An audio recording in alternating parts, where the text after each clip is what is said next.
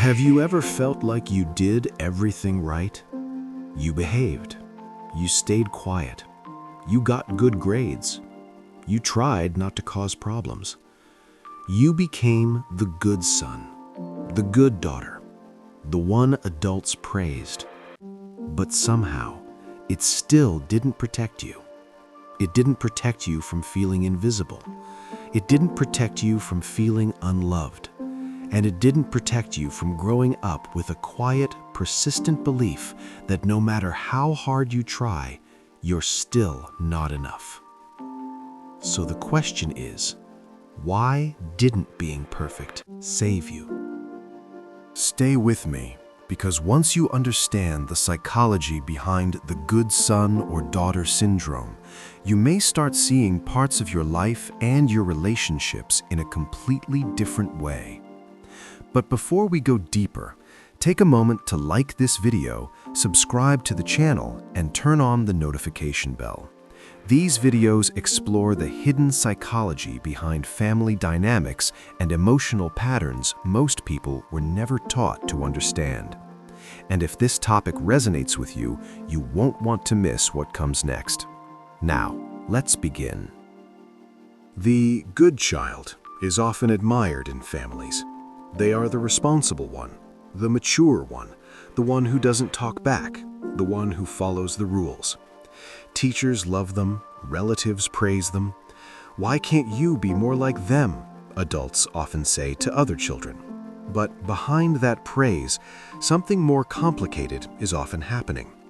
Because many good children didn't become good out of simple obedience, they became good out of survival. In homes where emotions were unpredictable, where conflict felt dangerous, where love felt conditional, children quickly learned a powerful lesson. If I don't cause trouble, maybe everything will stay calm.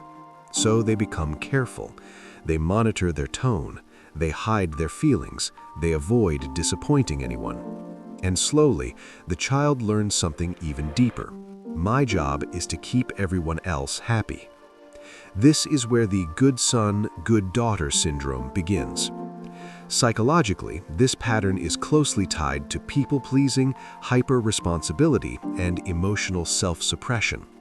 The child becomes the family stabilizer. They don't ask for much, they don't express anger, they rarely complain. And on the surface, it looks like maturity. But in reality, it's often a child quietly abandoning their own emotional needs. Because somewhere along the way, they learned a painful rule. My feelings make things worse. So they stop expressing them. But here's the part most people don't realize. Being the good child often doesn't bring the reward the child hoped for. It doesn't guarantee emotional safety. It doesn't guarantee deeper love. And it certainly doesn't guarantee protection. Instead, many good children grow up into adults who feel something strange and difficult to explain. They feel responsible for everyone, but they feel truly seen by almost no one. As adults, this can show up in subtle but powerful ways. They struggle to say no. They overwork to prove their value. They avoid conflict even when they're being treated unfairly. They become the dependable friend, the responsible sibling, the partner who gives more than they receive. And yet internally, they often carry a quiet exhaustion. Because their identity was built around being good for others, not being real for themselves. Another painful truth about the good child is this: they often become emotionally invisible. When a child acts out, adults notice. When a child causes problems, adults intervene. But when a child quietly handles everything on their own, adults often assume they're fine. So the good child becomes the one who receives the least attention emotionally. They are praised for being easy.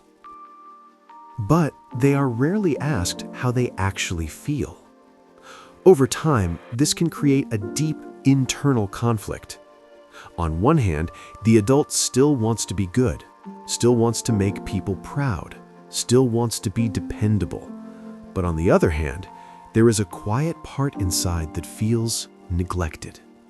A part that wonders, when does someone take care of me? This is why many people who grew up as the good son or daughter later struggle with burnout, anxiety, or emotional numbness. Not because they are weak, but because they spent years carrying emotional responsibilities that were never meant for a child. And here's the most important realization. Being perfect was never the solution, because the problem was never you. Children often believe that if they behave perfectly, they will earn safety, attention, or love. But emotional neglect, family dysfunction, or unavailable caregivers are not problems that a child can solve with good behavior. No child can perform their way into being fully seen. And this realization can be both painful and liberating. Painful because it means the effort you made may never have been acknowledged in the way you needed. But liberating because it means you no longer have to keep performing. You don't have to earn your worth through perfection. You don't have to silence your feelings to maintain peace. And you don't have to keep proving that you deserve to exist in other people's lives. The healing process for many former good children begins with something surprisingly simple, but deeply uncomfortable. Learning to have needs. Learning to say no. Learning to disappoint people occasionally without feeling like you're failing as a person. At first, this can feel terrifying, because the nervous system of the good child was trained to believe that conflict equals danger. But slowly, something powerful begins to happen. When you allow yourself to be real instead of perfect, you start building relationships where you are valued not just for what you give, but for who you are. And that's something the good child rarely experienced growing up. So if you recognize yourself in this pattern, consider this a gentle reminder. Your worth was never dependent on being the perfect son or daughter. You were allowed to have feelings. You were allowed to have needs. And you were always allowed to take up space. Sometimes, the bravest thing the good child can do as an adult is stop trying to be the good child and start becoming their authentic self instead. Now, I'm curious about your experience. Were you the good son or the good daughter growing up? Did you feel pressure to be perfect, responsible, or emotionally easy for everyone around you?